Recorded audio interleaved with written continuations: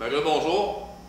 Maintenant, ce qu'on va faire, c'est qu'on va parler de la fameuse Parker Cyclone. La Parker Cyclone.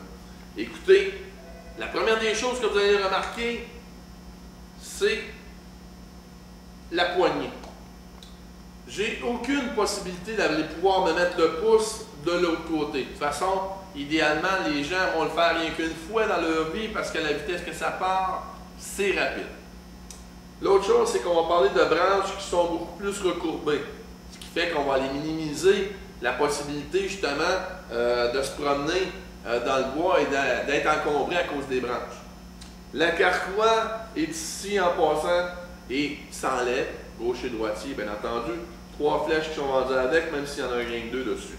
On parle d'un télescope multiligne, même principe qu'on a vu tout à l'heure.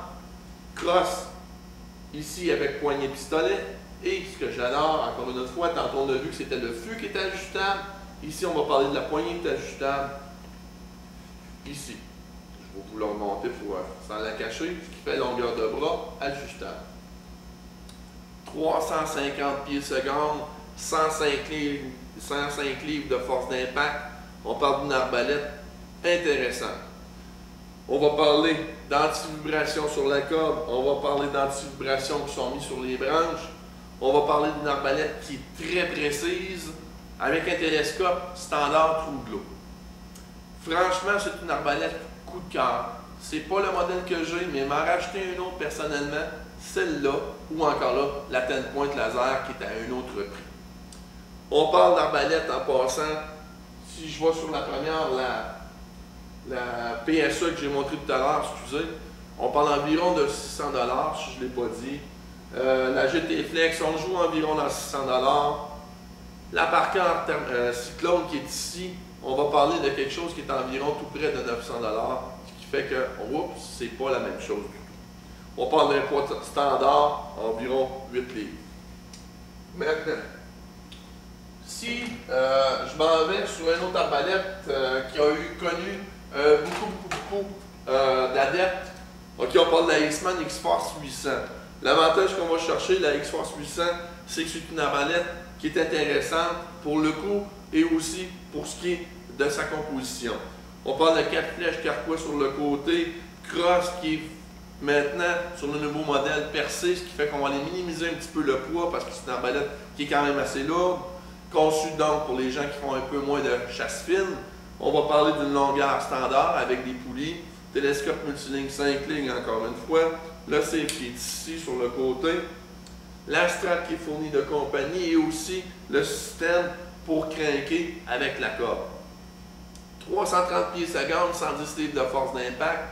On parle d'une arbalète avec une bonne vélocité, une bonne force d'impact pour tous les types de gros gibier au Québec. Chevreuil, organe, ours et autres aussi pour les gens en passant l'arbalète. C'est possible de faire aussi du petit gibier avec ça, comme à l'arc. On fait tout simplement changer pour des pointes assommoirs et non pas des pointes de chasse standard. Le coût de cette arbalète-là, on va parler de quelque chose qui est environ à 600 $. Intéressant en passant pour ce qui est du coût et aussi des capacités de ce type d'arbalète-là. Bien sûr, j'en ai plusieurs en arrière de moi et j'en ai plusieurs autres aussi qui s'en viennent sur le marché. On garde Horton, Ten Point, Excalibur, pas Excalibur, excusez. On va parler de d'autres modèles. Exemple ici, la Striker Force. La Striker, 395 pieds secondes. Il y en a un autre modèle à 405 pieds secondes, très peu large, monté sur des bouchées ici, ok, ce qui fait qu'en sorte qu'on a une très bonne qualité. Autre chose, c'est monté sur un système léger de poulie ici, ce qui fait qu'il n'y a aucune friction à l'intérieur. Bonne poigne, impossible d'aller encore une autre fois se mettre le pouce en haut. Red dot dessus. On parle d'une arbalète de très bonne qualité, de très bonne vitesse, comme son grand frère qui est beaucoup plus rapide. On parle d'arbalètes maintenant qui sont en kit, vendus tout près de 2000 $. Alors, voyez-vous, il y en a de tous les genres, de tous les goûts, et c'est important que vous trouviez une personne qui puisse jaser avec vous selon vos besoins. C'est pas juste de choisir une arbalète en tant que telle avec une idée préconçue, c'est plus le type de chasse que vous allez faire, le type de distance que vous marchez aussi en même temps. Est-ce que vous chassez en chasse fine, chasse en cache fermé ou autre, en stand, qui va faire en sorte d'aller choisir votre choix d'arbalète et aussi le type de gibier, comme je vous disais tantôt.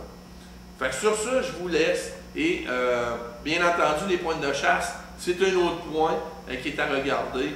Point de fixe, point de rétractable, où est-ce qu'on peut en discuter assez longtemps aussi encore une autre fois. Fait que sur ça, en espérant que ça vous ait plu encore une fois ce matin, j'arrête pour ce matin, je suis en train d'avoir un petit mal de gorge, et puis ben, je vous transfère ça sous peu. Merci.